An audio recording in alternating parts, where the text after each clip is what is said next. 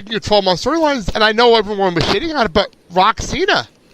That was a 2-year storyline. Yeah, that's true. 2 years! On and off. But still, it was a 2-year storyline.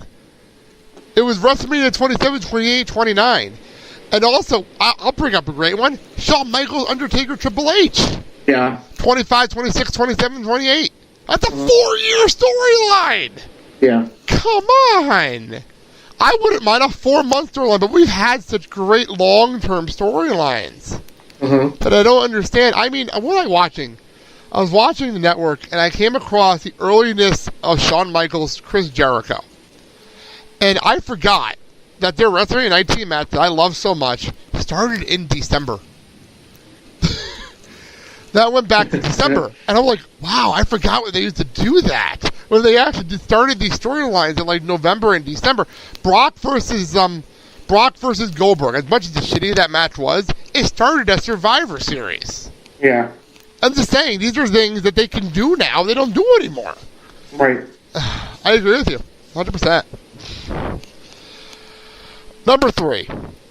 Okay, this goes back to my celebrity guest thing, and I've been ranting about this for a while. If you're going to have a celebrity guest, and I'm okay with celebrity guests, if they work for publicity reasons and they actually understand what's going on. Yes. I'm okay with it. I'm not okay with a Needy Leaks coming on the screen, not knowing a damn thing, and actually getting booed in her hometown, which I thought was hysterical, by the way. Yeah, that's pretty funny. That was funny, but she got booed in Atlanta, which I thought was funny. But she had nothing to do with this. She's not a real celebrity. She's not real. Or, even worse, last week on Raw, Kathy Lee Gifford. Oh, yeah, that was awful. Whatever the hell her name is. I don't watch today's show, so I don't know what the fuck her name was. Yeah, hitting each other with champagne bottles during a charity segment. That was one of the dumbest things I've seen in a long, long time. Yeah, that was bad. Or, maybe, do you remember when Michael Strahan was on the show? And him and Miz had a segment? And then afterwards they bowed? Yeah. What the fuck was that about? Why did they bow? It's just not a freaking skit. Yeah. It's things like that drive me up a wall. I'm like, I don't mind celebrity interactions. I mean, that's what WWE was made back in the 80s and the 90s. Right. And that's fine. You do it once in a while, but some of these are terrible. Yeah, I agree. Yeah, I had to get that rant out. So continue. Number 2. My number 2 is a pretty obvious one. I had put down to bring back the TV 14 era, even if it's only in the final hour of Raw. I can agree with that. I mean, it's weird. It's interesting. If you take out the comedy, like this past week's Raw is a good example. You take out the comedy, and it didn't feel like a PG show. It didn't feel like one at all. Because you had some really good matches, and you had some vicious matches, and you had the word bitch being thrown around like nothing with the Divas, and you had things like that going on, and it didn't feel like a PG show. It's really only when you bring out all the weird shit. Right. Well, it feels like a kiddie show. But I know what you're saying. And it's like what Kurt said, with the wimpy PG. If you want to keep it PG for a little while, you know what? Fine. You have a 3 fucking hour show. That's a lot. I mean, it's starting to turn into a chore for me now to watch Raw. Oh, I know. I'll get to that in my number 2. Go ahead, continue, though. If you're going to have a 3-hour show, have the first 2 hours be PG. That's fine. By 10 o'clock, or whatever time you are. Whatever, yeah. Whatever time zone we're in. Hopefully, by then, your kids will be, going to bed or eating dinner or doing whatever. Whatever. And then give that final hour to the adults. Agreed. Totally. Because I don't want to watch PG shit all the time. You know what I mean? Like it's nice to have a little glimpse of Attitude Era. Even if it's a real quick one, you know what I mean? They'll throw out a word or, or a moment, a chair shot or whatever. Or a power driver. Right, exactly. Or a tombstone. Even if it's the first 2.5 hours, and then just make the final half hour of Raw, just something. Even the fucking pay-per-views, dude. I'm paying you money to watch this show. Uh-huh. Give me some fucking blood or something. I mean, it's just ridiculous. Hell in the Cell, and we won't see blood. I'm going to call it right now. Hell in the Cell is happening next Sunday, and we're not going to see blood. Yeah, and that's the thing that drives me up a wall. And I'm not talking about blading. I hate blading. I think it's ridiculous. What I'm talking about is don't stop a match if someone's bleeding. Just let it go. That's what wrestling was made for. If it happens, it happens. It's not a big deal. You can edit that out later. Right. Edit it out later. I don't care about that part. I understand for television reasons you got to edit that out. For whatever reason, you know what I mean, the first hour of Raw, you got to edit that out. That's fine. But for the show itself, don't mess with our matches. Right. I agree with that. I remember I brought this up on The Torch. I asked a question on The Torch a while back. And they laughed me off a little bit because, in my opinion, because they're always worried about football. It's the school year. And Christian is getting older, and I would be okay with him watching the first hour of Raw before he went to bed. As he gets a little, not right now, but he's getting there. And I would not mind watching the first hour of Raw with him. I wouldn't. Before he goes to bed 8 o'clock, 8:30, I wouldn't mind it. But, like, I also think that maybe if you're very worried about this stuff, why is Raw 3 hours anyway? Exactly. Why is Raw 3 hours? And that's my number 2. And I segue to my number 2. That's why I said perfect segue. Because my number 2 is Raw go back to 2 hours. And if you're worried about TV revenue, which I know that's the reason we're at 3 hours, why can't, like, USA Network put, like, Superstars on or something in that first hour? Or something like that. And then you have that there, and you have your kiddie matches, and you have your Slater Gator, and you have all that stuff on Superstars. We don't have to watch it. Right. But it's there. For kids that want to watch wrestling. It's there. And then that's over. And then you take a commercial break, and you bring Raw on for the next 2 hours. And then you compact everything, and you have a better show. You know, it's just how I look at things. It would be so much better with a 2-hour show. Yeah. I mean, I agree. It wouldn't be a chore. It would not be a chore to get through with a 2-hour show, because I wouldn't be trying to catch up. I usually watch on an hour delayed. I'm trying to catch up, so I'm not up all fucking night watching this show. Right, exactly. Oh, and especially and to add to what you're saying, having a 3-hour Raw, personally, it makes the pay-per-views now seem unspecial. Agreed. And that's what's funny about NXT, because their show is an hour, and their specials are 2 hours. That makes their specials special. Right. Exactly. It's a perfect example. I've been going over what you just said. It's a perfect example.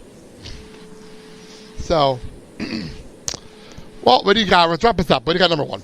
All right, my number 1 is obviously the whole reason behind the Monday Night Wars, competition. And I feel that, obviously, TNA is a clusterfuck, and they're nowhere close to doing anything at all redundant. They are redundant, is what I should say.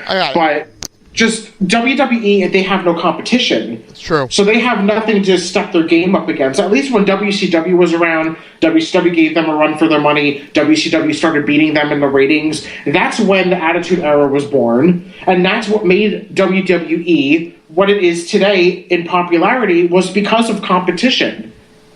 That's true. If they can get ROH to come up and be this national organization, I'd be so happy. I can guarantee that they will give WWE a slight run for their money. I don't know about a WCW type of run. No, I agree with you. I can go with that. But competition nonetheless. I mean, like I said, TNA is in the shitter. They're not doing a goddamn thing with anything that they put on television. So obviously, WWE is just they're the sole survivors. Again, and you know, when you're the only fish in the pond, there's just nothing to do. It's true. I actually didn't think of that. It's a very good point. I mean, it was even better back during the brand extension, because at least we had that Raw SmackDown thing, and the writers legitimately were having a feud backstage, so they were stepping up their game on the show. Right. Mm-hmm. You know, it's weird. I agree with you. Well, my number 1 is I'm so sick of heel authority figures in general. Yeah, you talked about this before. I hate this. I hate it.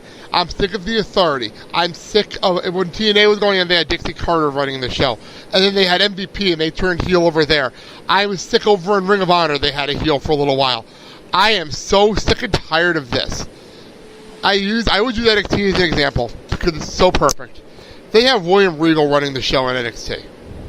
A face general manager.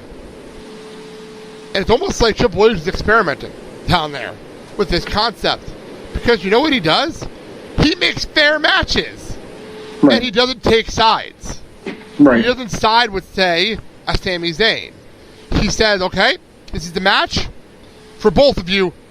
Say, Tyler Breeze, Sami Zayn, you guys want this? Fine. Have this match. Good number contender Smith. Go have it. If that's what you want, go do it. Tyson Kidd, you want one more match at the title? Fine. But this is your last chance.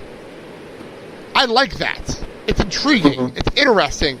And for the Triple H can do that.